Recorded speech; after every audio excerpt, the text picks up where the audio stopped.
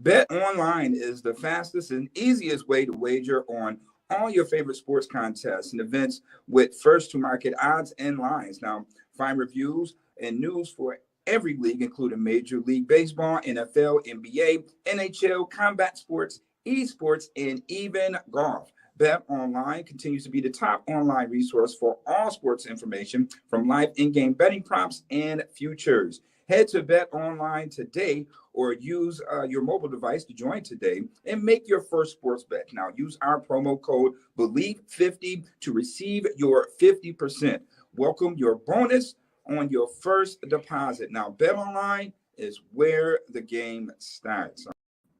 What's going on, Bills Mafia? Welcome to Believe in Bills. This is, of course, Ruben Brown's segment, ISO Block with Ruben Brown, and we have the legend himself in the building. Ruben, how you doing today, man?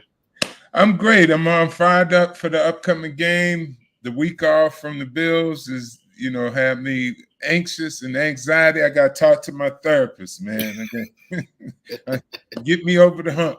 Absolutely. It's always a little rough going into the bye week, when your team doesn't play, but our team happened to bless us with a gift by beating the team that was in contention for the best team in the NFL, quite frankly.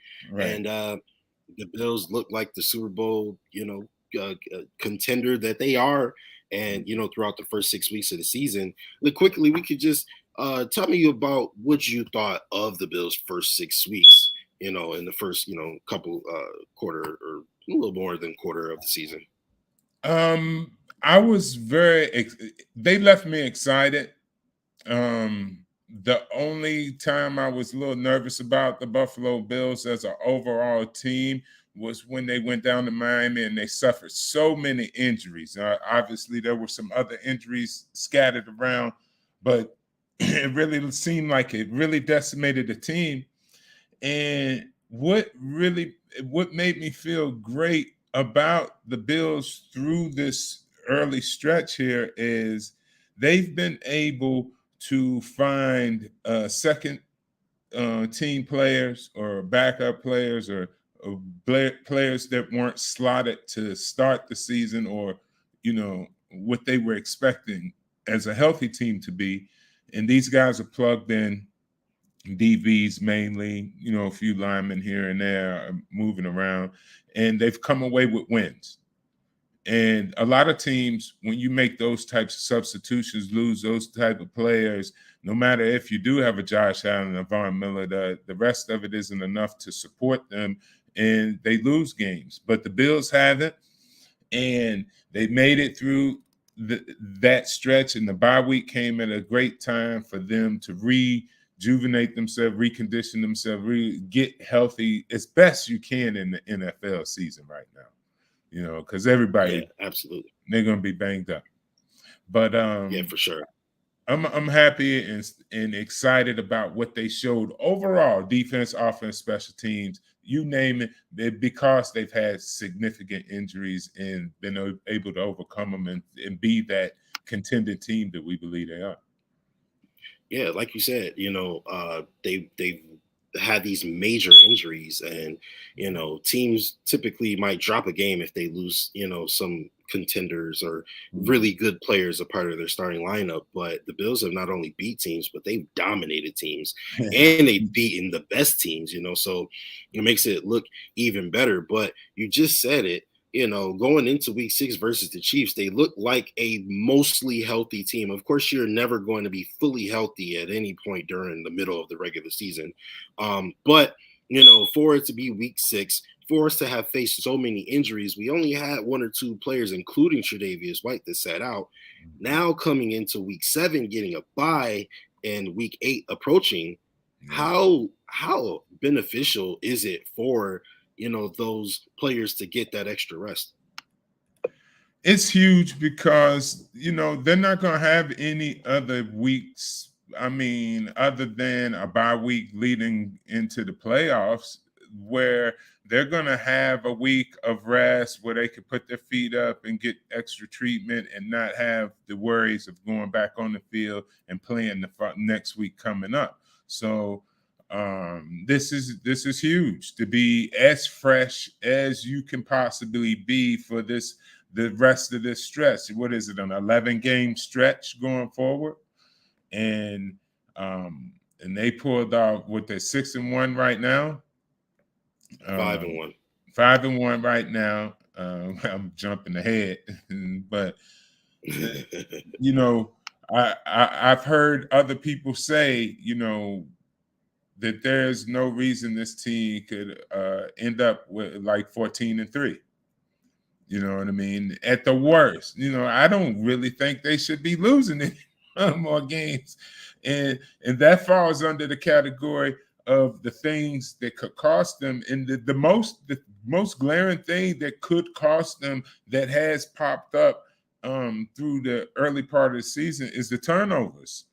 But the team is so powerful. I mean, they like overcome them. They make a mistake, and the other team's making way more than them. And even the turnovers, the interceptions that have happened, the Bills are so powerful, they just come back from it. So that's dangerous. And they'll be healthy and playing as many of their starters as projected. So that makes them really tough. Turnovers, and I think weather has been another major factor in terms of Bills' fluky losses.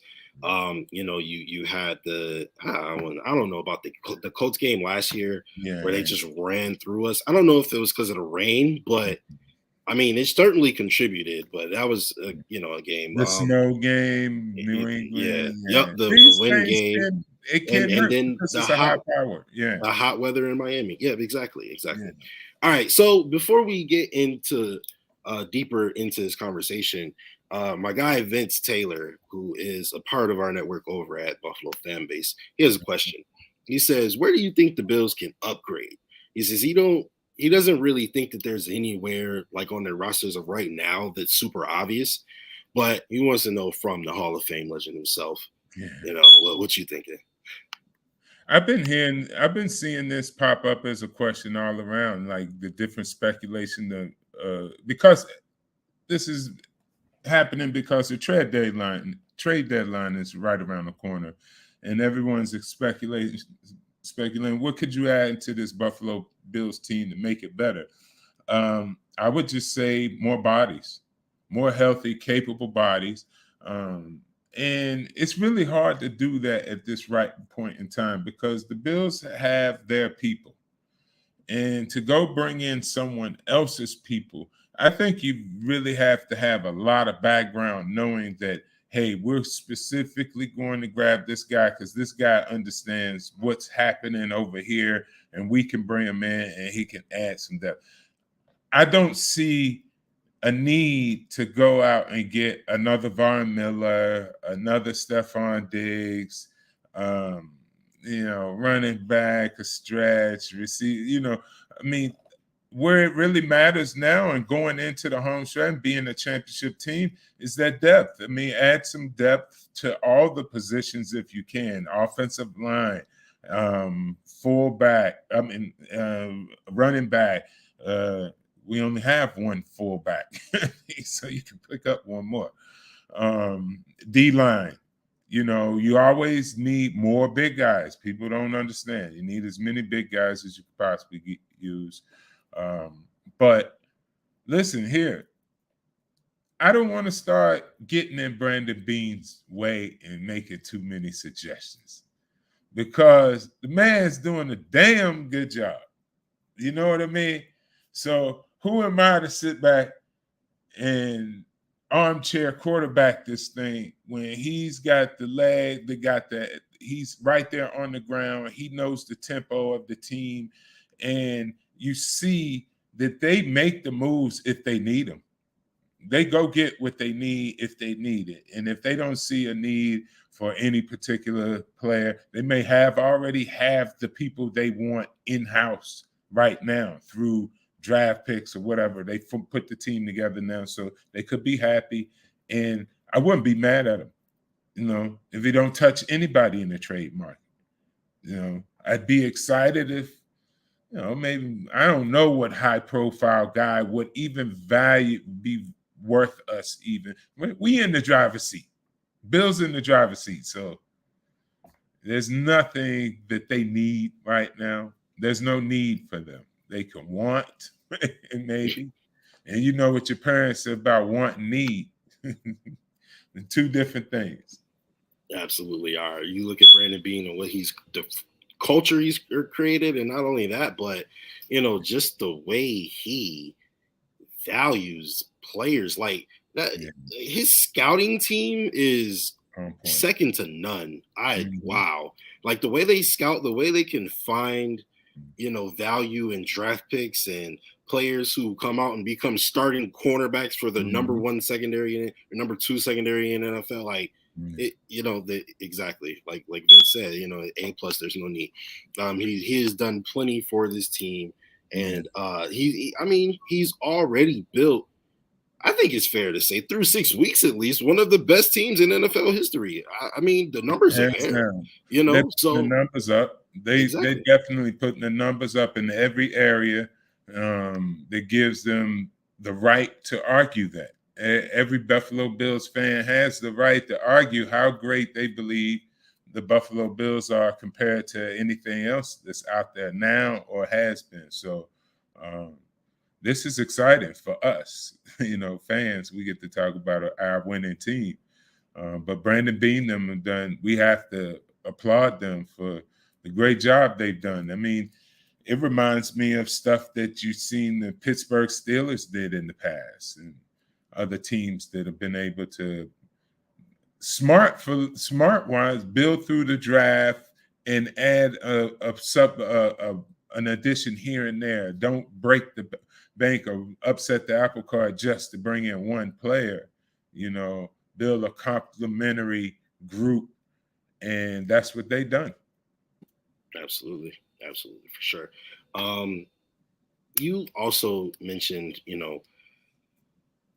well, let's look forward to this weekend, right? We have the Green Bay Packers coming into town. Two of, maybe the best quarterbacks in NFL history. Maybe one of them is definitely one of the best in NFL history. One of them looks like he is well on his way, right? Yeah. And you look at how a great quarterback and how they utilize their weapons, right?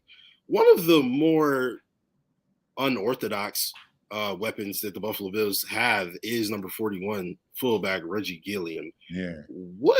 How important do you think he is to this offense? What special, abilities or, things does he bring to this offense? I think he adds that vulnerability. I mean, I would say he makes defenses vulnerable because now they have to prepare for so many things that the Bills do well, not just do it just to show it to you. They actually have a fullback that can get into free spaces and catch the ball, which what team is using a fullback today? I mean, that 49ers are, and that's the only one I can think of. They use Kyle Juszczyk, and that's about it. And this is what I compare. Pat Ricard in Baltimore as well. This is what I compare an NFL fullback to right now. It's like a Major League Baseball pitcher that throws a knuckleball. And if anybody knows anything about baseball, a knuckleball is slow and it seems like it's a softball and anybody should be able to hit this thing. But you can't. It's hard to hit.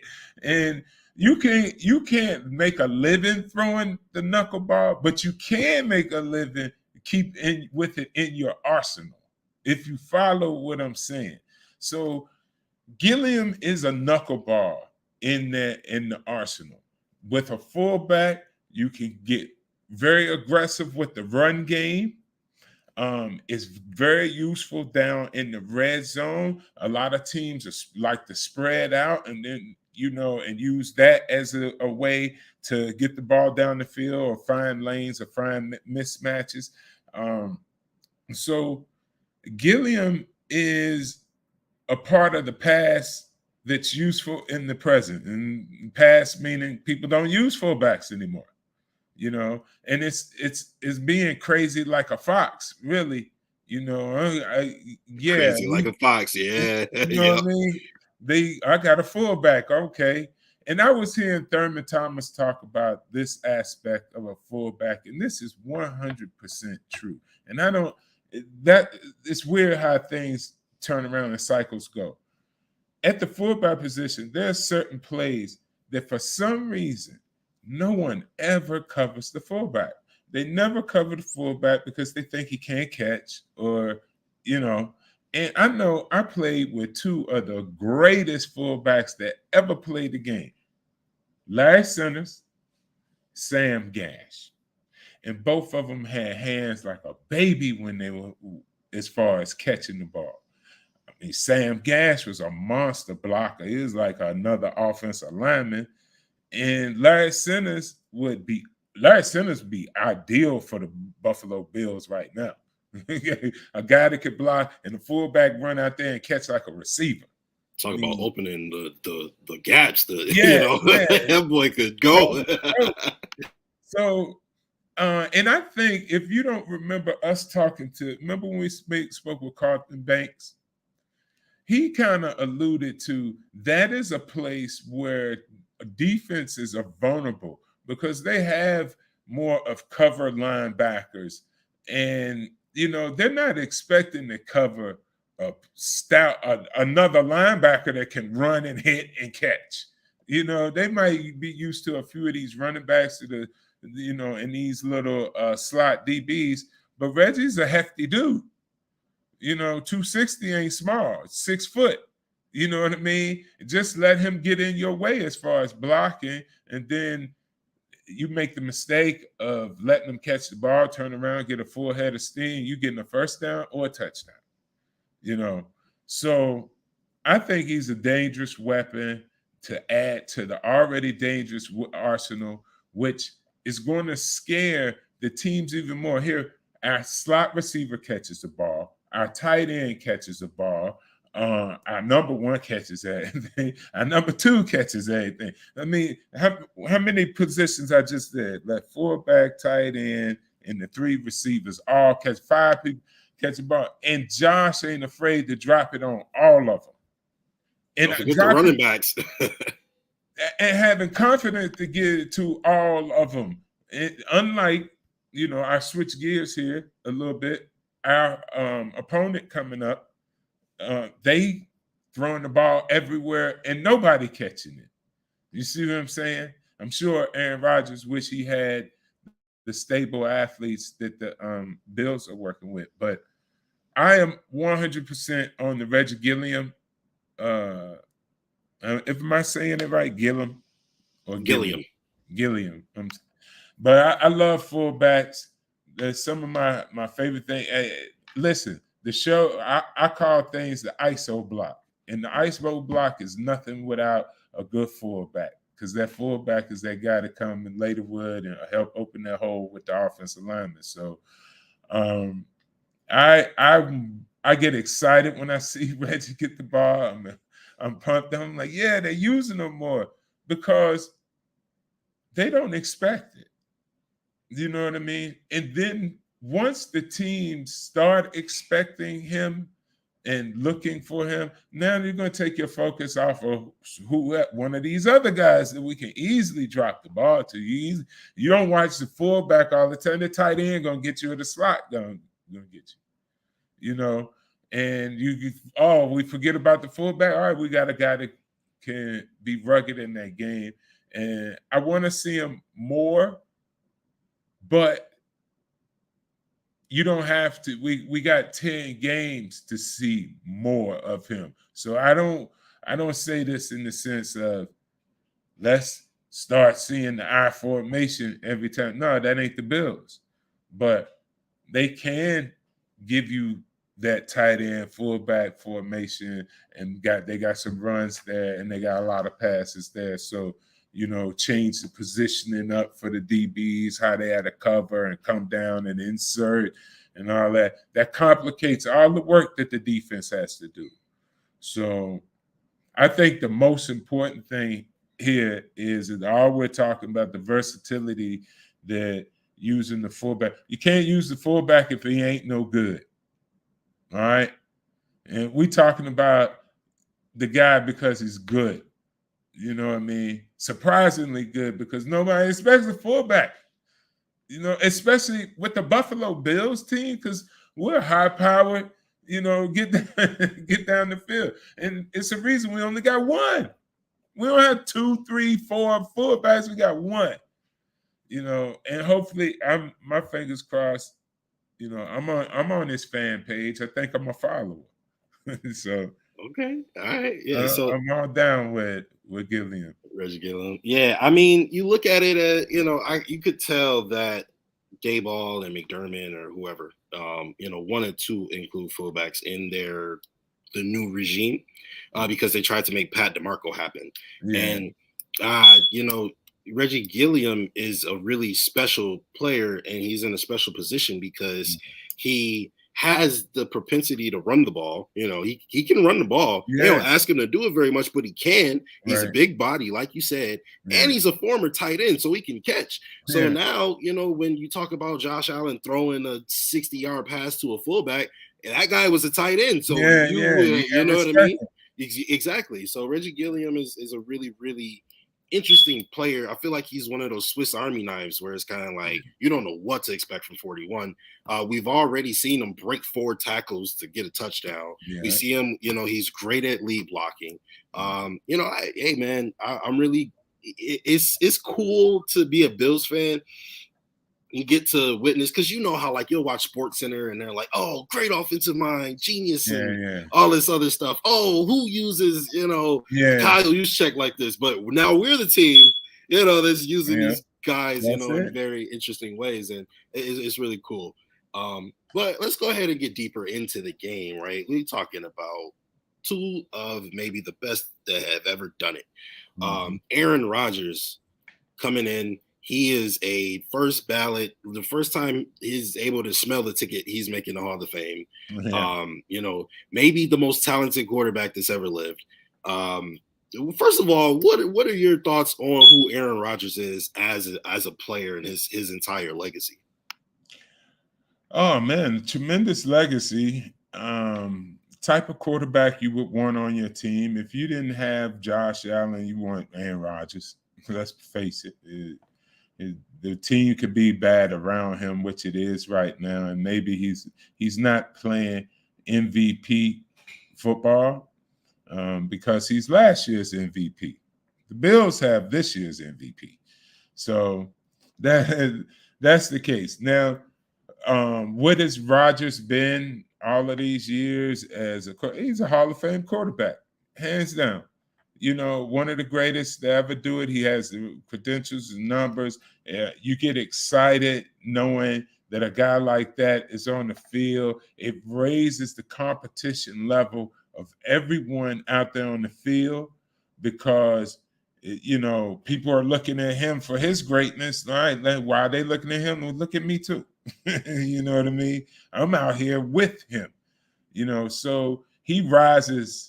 Like the saying I've been saying, rising tide raises all boats. So he does that for the players and coaches. I've once heard Alex Van Pelt brag about how good he was as a coach, and Jim Kelly leaned over to me while we were at the dinner, and Jim goes, "Yeah, you could be that way when Aaron Rodgers is your quarterback." Hey, you know? I mean, you know, you look at Nathaniel Hackett, he just got a job based on coaching Aaron Rodgers. There you go. You know, so and he clearly is not, you know, he's not ready for it. So, you know, Aaron Rodgers can get you places. When you work with a guy like him, see what's happening. Coaches are being recognized as being good when you work with Aaron Rodgers because they know he's played the game at a high level. He has had a high level of success.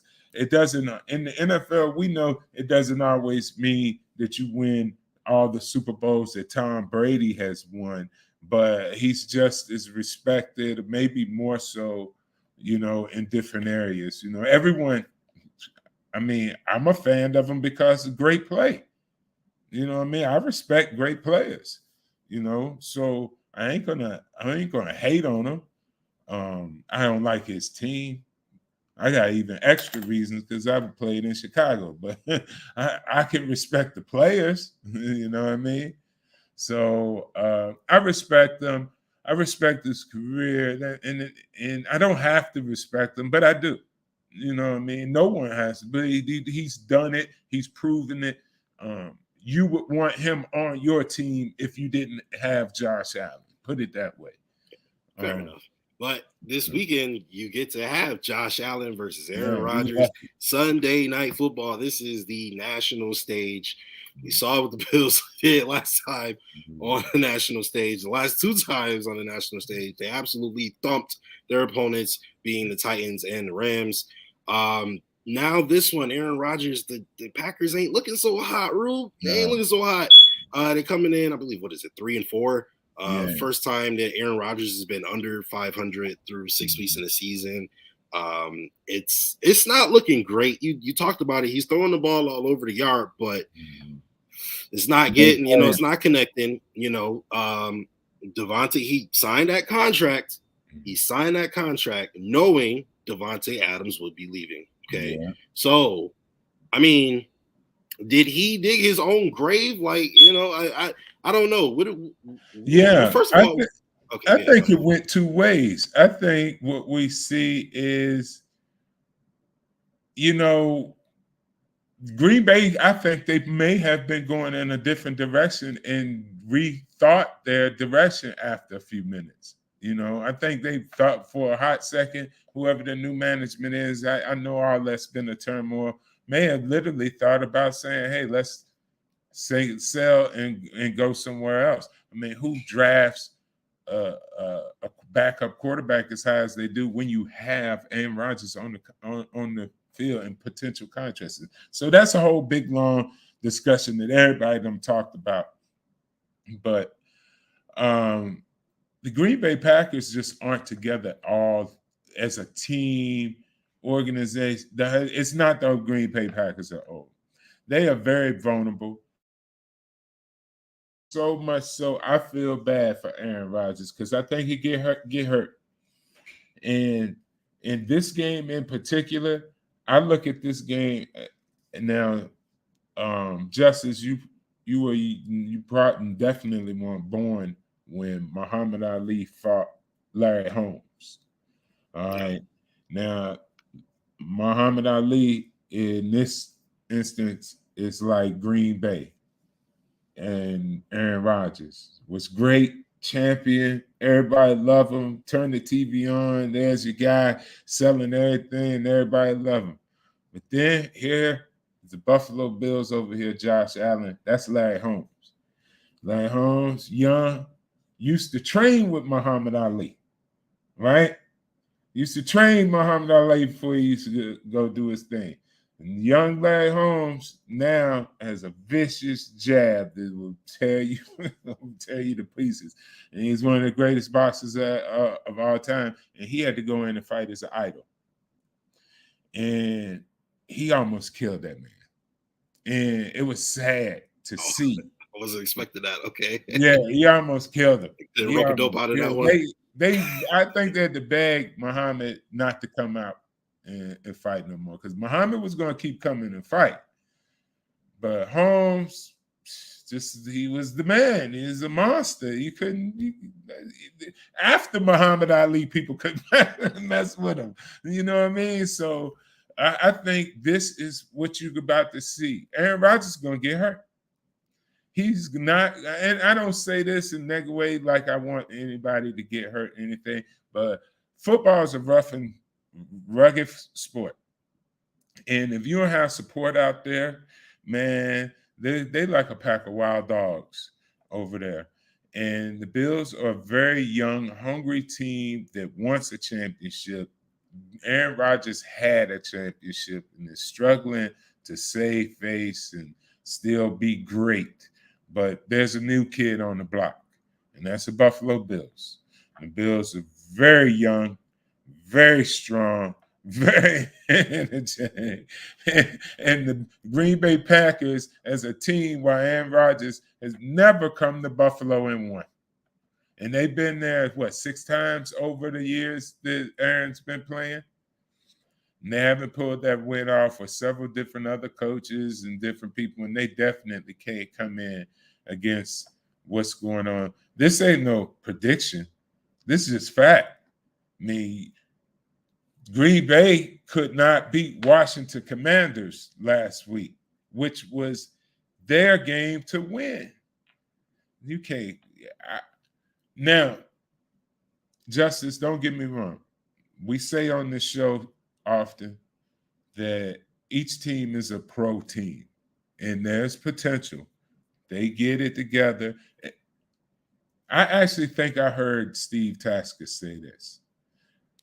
By Green Bay losing against Washington, there's a more sense of urgency that could possibly make them a dangerous matchup for the Buffalo Bills. And this is where I want to take it a little further than what Steve said. The dangerous part comes in because the Bills had a bye week last week. Now, rest is all good, but momentum is also a thing. And when you get something, you got to win, then you sit on the win before you get going again. You're like, this might be Green Bay's easier for them to be a little bit more fired, sense of urgency. So I can see that. I can definitely see that. But all the other things that I've seen just makes the Bills just too strong. They Larry Holmes, and that's a valid point that you just brought up about the Bills coming off of a bye, and therefore maybe they might, kind of be lackadaisical. You're coming up against a team that hasn't looked really good, and when you're watching film, you're like, oh, these guys suck. You know what I mean? But is it anything, to it being prime time, to be Sunday night, like you're on the big stage and you're at home, you're in front of your people, coming off of a bye, does it make it less consequential when you're in like such a big stage and a big moment? I think coming off a bye, you get a little bit more hyped up, because football players are anxious to play week to week. Once you get started, it's tough to take the time, just sit for a week and then go back. I've had the experience both ways. One year we had a bye in Chicago and we lost our playoff game because we had a bye. Somehow, I forget. Anyway, we lost a playoff game. But then another time, just the momentum of our team, we had a bye. It came along, right? And we came back and motored through it. So it's really the makeup of your team. Can they keep it going with different breaks and pauses and injuries and things like that? Because good teams are going to have to do that. You can play Thursday, play Monday, play Sunday, change it up, play Sunday night, play whatever, different time changes, Sunday morning, whatever. All of these different things you're going to have to adjust to throughout the season. And then let me say the biggest one that's way down the line, but all of these factors add up to your performance in the Super Bowl game. That thing is so disjointed and long and short breaks and TV, but you be standing around all day waiting to play 3 snaps, and you're going to need to be stretched on the sideline. It's a whole different game. Super Bowl is not like regular season game. All right.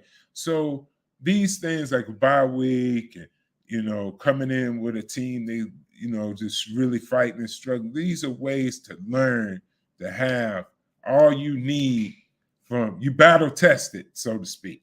And this is a way to become battle test. Come out of the bye week, jump back on it, and keep going. Yeah, because at this point, chances are if you continue to play the way you're playing, you're going to have to do it again at some point. Yeah, you're going to have to come off of a bye and play at home in an even bigger moment. Yeah, momentum. So start practicing now. Absolutely. So we'll see what happens with that.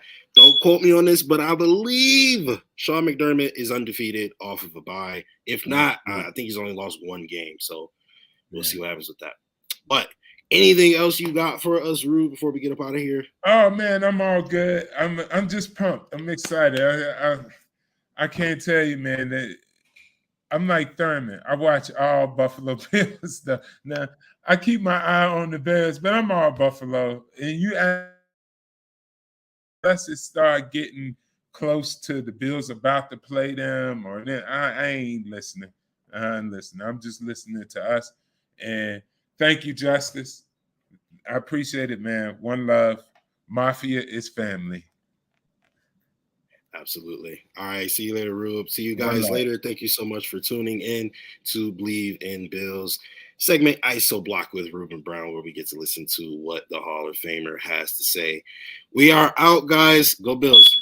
Bet Online is the fastest and easiest way to wager on all your favorite sports contests and events with first to market odds and lines. Now, find reviews and news for every league, including Major League Baseball, NFL, NBA, NHL, combat sports, esports, and even golf. Bet Online continues to be the top online resource for all sports information, from live in-game betting props and futures. Head to Bet Online today or use your mobile device to join today and make your first sports bet. Now, use our promo code BELIEVE50 to receive your 50%. Welcome your bonus on your first deposit. Now, Bet Online is where the game